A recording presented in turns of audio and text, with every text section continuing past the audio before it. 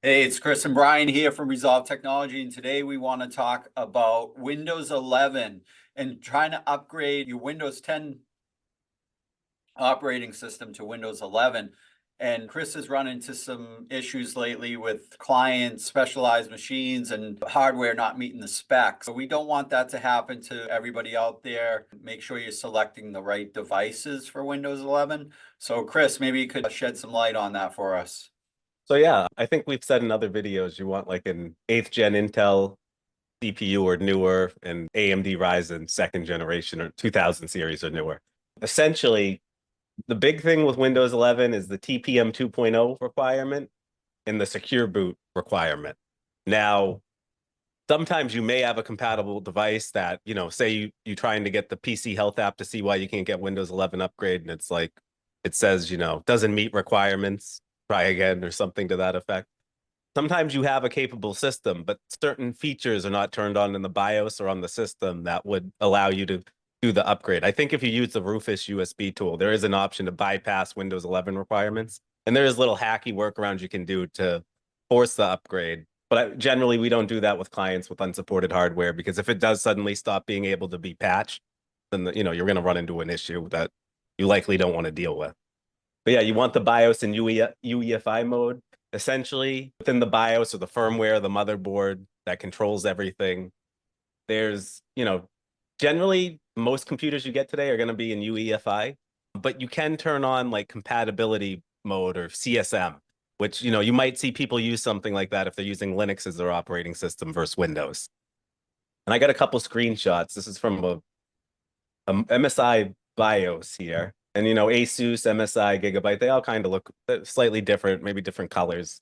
But you can see on the main page here that it says BIOS mode is, UEFI is in bold selected over CSM. So that's what we want on. But then the big one is the TPM device selection. So you see security device support disabled, TPM device selection, PTT.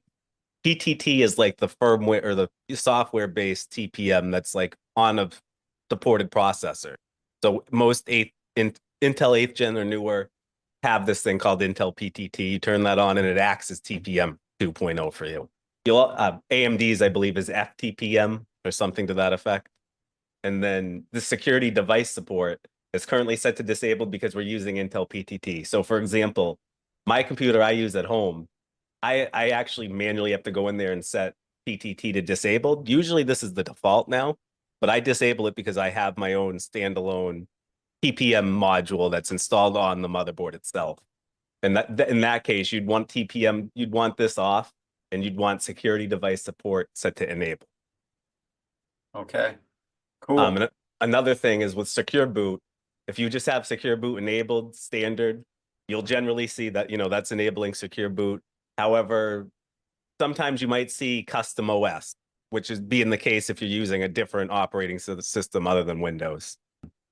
And it might be a little different. Like on Asus, I believe secure boot, it'll say, enabled. And then instead of standard, it'll say like UEFI window compatible or other. Other OS would just be, you'd have that boot for non-Windows operating system. Other than that, there's a few things you can do. Oh, you want to go ahead? Yeah, I just wanted to chime in here for a second too, and just mention one other thing that's not on the list that's very important for most, if not all of our clients. We need to enable BitLocker on Yeah. machines. So in order to enable BitLocker, you do have to have that TPM.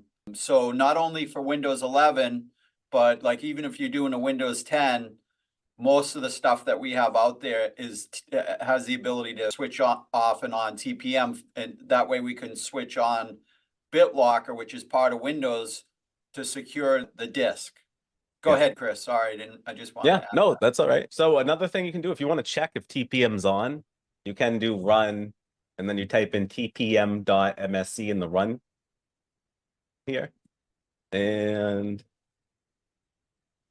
it brings TPM on this computer. You can see that, TPM's ready for use and you can see I'm on specification version 2.0.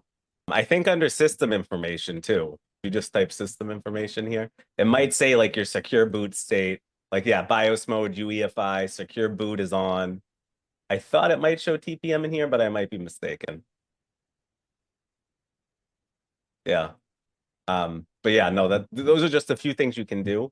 Now, some people elect, you upgrade to Windows 11 if it doesn't show up for them when running Windows Update. So you come to Windows Update here, I'm on Windows 11, so this won't apply here. But, you don't see, try Windows 11, click here. Generally, in that case, sometimes you may have to go to the Windows 11 Upgrade Assistant that will help you upgrade your system from your Windows 10 install. You'd go to just download Windows 11 here,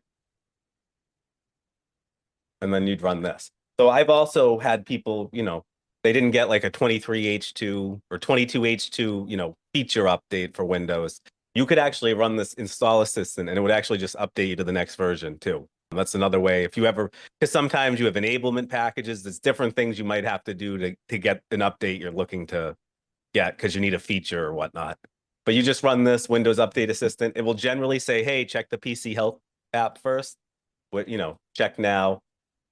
And your organization manages updates on this PC. There are ways to get around that. But this is generally if you like you have a group policy that sets the target Windows version through GPO on a server. That's generally why when you'd see something like this. Okay, good. Well, you gave people a lot to think about as far as that goes, but that's basically whether you're buying a new computer or laptop now or you have an existing one, those are the things to look out for to be on Windows 11. So, Windows 10 is still valid. However, you don't want to get too far behind and have a bunch of legacy systems and a bunch of technical debt. So, just keep this in mind. Hey, thanks a lot, Chris. All right, have a good one. You too.